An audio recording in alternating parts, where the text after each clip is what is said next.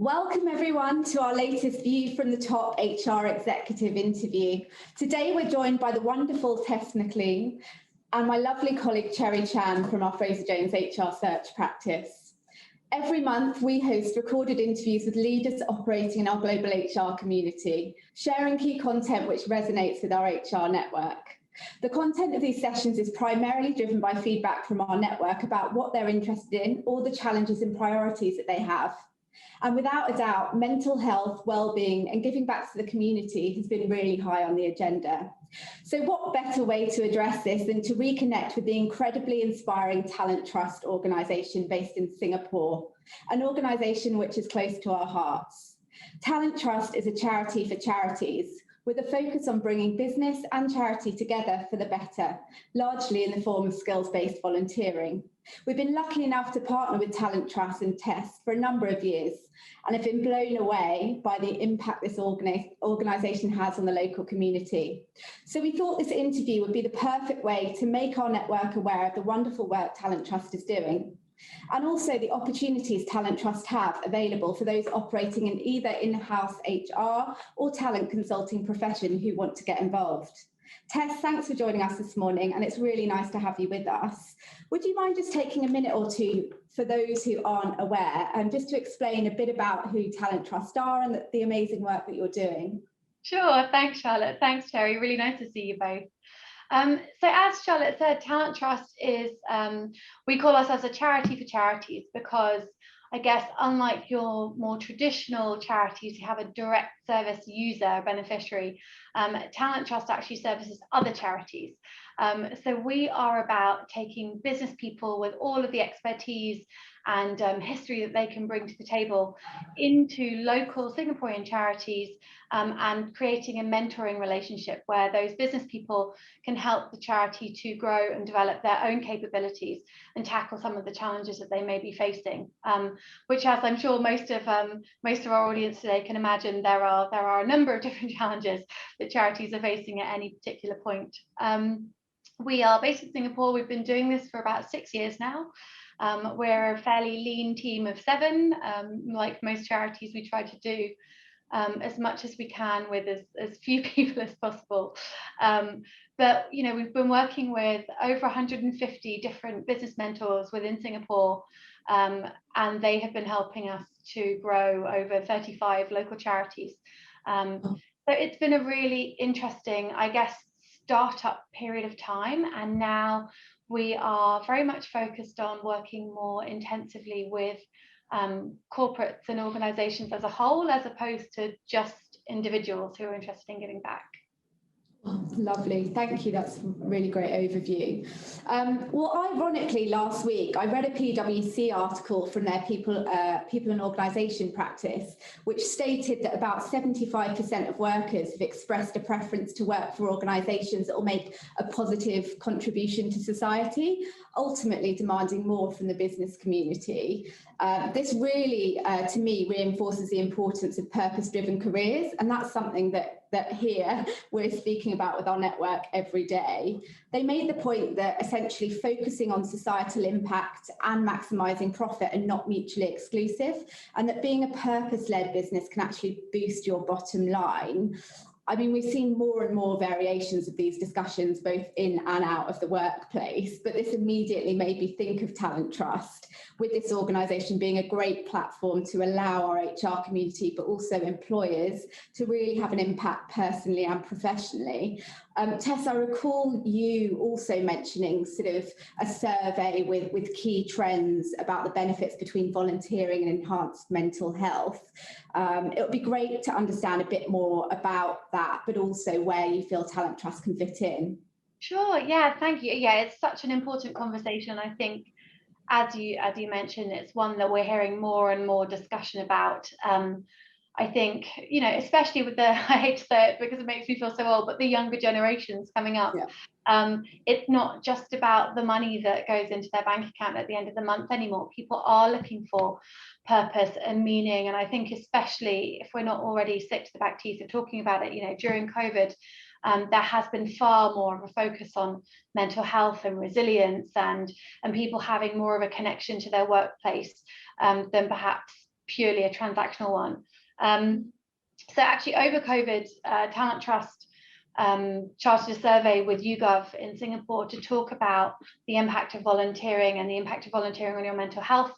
And in Singapore, we found that 89% of Singaporeans believe that volunteering has a really positive impact on their mental health, which, you know, isn't necessarily a surprise, but I think we were really pleased that that number of people had really, I guess, felt the benefit of it. And we have certainly seen more volunteers than we'd anticipated in the last year come forward to say, I've been sitting in my house, you know, I'm locked in. I feel lucky enough because I have a lovely house and a lovely family, but I'm still kind of climbing up the walls and my mental health is taking a bit of a beating. So we've actually been really heartened by the number of people who have reached out to us to say, I think this really will help me with my mental health. And I think I want to do that in a way that does give back to society. So we're really proud to be able to provide a program that really has that impact. I think,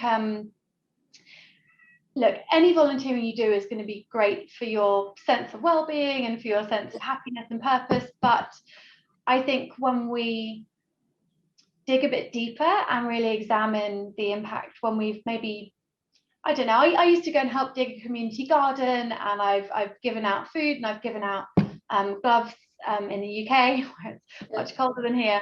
And it felt really meaningful, but I kept thinking as I got older and more experienced, you know, isn't there more I could be doing with my time? Could I be getting more out of this? Could I be giving more, most important?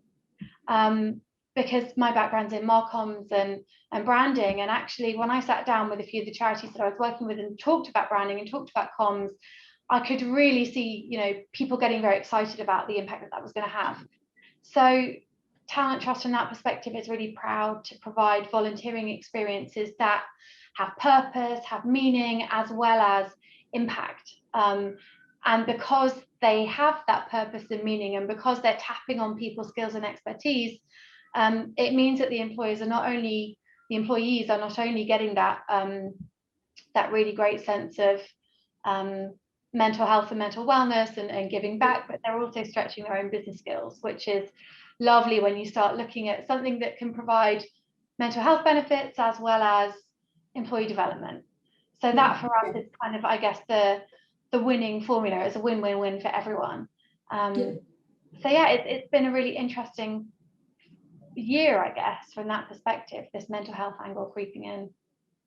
That sounds really exciting and very encouraging to hear all these stories as well. And Tess, I'm pretty sure that for our HR network, definitely would love to hear a little bit more in terms of like specific projects that TalenTtrust has been involving in, and how could they get involved in it as well. So could you give us like an overall brief about that? Yeah, of course. So, I mean, there's no kind of charity too big or too small for us to work with. As I'm sure you can imagine, there are lots of challenges that have commonality, whether you're a large organization or a very small organization. But largely speaking, HR is always a key focus for us because organizational development is something that often happens by accident rather than by design. You know, charities by nature tend to be very reactionary because they're dealing with the most vulnerable in our communities. So they are so busy kind of trying to keep up with the need that it's rare that a charity has the opportunity or the time or the bandwidth to step back and say, okay, let's talk about org structure, let's talk about succession planning, let's talk about you know, how we design our remuneration packages. So it's massively valuable to have someone whose bread and butter is HR and who is so familiar with these kind of challenges can come in and say, right, here's a very simple, straightforward overview. This doesn't have to be as complex as you might anticipate. This can be a really simple exercise, and with one or two small tweaks, you can make a real impact in the organization. So, you know, we worked with a fantastic organization called Daughters of Tomorrow. It was one of our inaugural projects, and their brief to us was that they wanted to improve their internal you know, data management so that they could take on more beneficiaries. And I think their goal was to double the number of beneficiaries they worked with in their first year. And actually, after finishing the project, they tripled the number of beneficiaries that they worked with, which the bottom line for them was that was, another 150 quite vulnerable women who were helped back into long-term employment. So, this is the kind of impact that you can have using your business skills. And you're only giving an hour a month, 1 or 2 hours a month. It's a pretty minimal input with a very high impact because of the way that the programs are designed. So the next project that we're recruiting for at the moment, that we are desperate for more highly experienced HR people to help us with, is with an organization called the Halogen Foundation. They're an incredible organization here in Singapore that works with youth and trying to cultivate leadership amongst youth. They believe that every young person has the potential to lead and become mentors in their own community. So we are designing an HR specific project with them because they are one of the larger organizations that has an incredible executive director who really does want to focus on those core business functions. So the pieces of work they want us to help them with are developing a competency framework, which is super exciting to do for charity. They want to focus on a high potential structure and a management development track, which again, these are super advanced things for charities to be working on. And they want to think about succession planning, which is, again, developing that kind of, I guess, corporate foresight that we tend to have the space and the time to work on. So what we would love to do is partner with, anywhere between 3 to 5 HR professionals who have expertise in those areas and who are willing to give a couple of hours a month to come to meet with the charity, to really take the time to engage with those, all of those core HR development skills. So the active listening, the efficient development of trusting partnerships, and having those kind of conversations that are really going to unravel where the challenges lie and then piece them back together in a very structured way. That's exciting. Thank you so much for the information, and I'm pretty sure that's helpful to give us an overall picture in terms of what we can expect for our HR community to get involved in it. Right. And from your personal point of view, could you also share with us like 2 or 3 of your personal highlight working with TalenTtrust, and at the same time give a piece of final advice to those that who would like to get involved? I'm pretty sure that would be quite interesting to know for someone who has been with the firm and have a first-hand experience of seeing how the organization has created an impact. Sure. Thank you. Yes, I mean, the pleasure I have is that there have just been so many highlights over the years. I think one particular personal highlight for me from a mentoring perspective was one of our first ever mentors was the CEO of Spotify at the time in Singapore. Very, very caring and giving and empathetic woman. And she told me that after her project finished, her team actually within Spotify told her that she'd become a more attentive listener. She'd become a better listener, and as a result, her team felt she was a more effective manager. And that for me was a really compelling highlight, because we always know that the work that we're doing is going to benefit the charities, because we see their growth and we see the impact and we see the development in their leaders. But what I guess I hadn't anticipated back in those early days was quite how much it would create personal development and change for our mentors. And I guess this is where I'm talking about the development that can happen for the mentors themselves. I guess it's kind of a reverse mentoring piece in a way. Because I thought, she runs a listening organization, so it's incredible that we were able to help her become a more effective listener.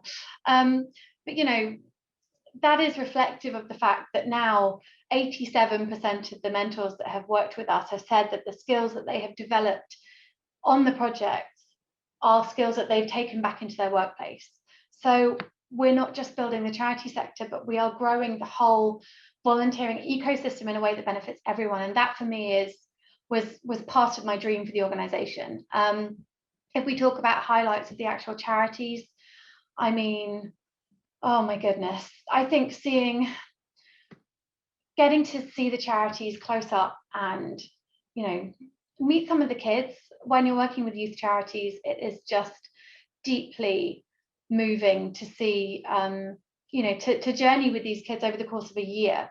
and see the progress that they were making as a result of the charity we were helping improving. Seeing, it's such a cliche, but seeing their little faces.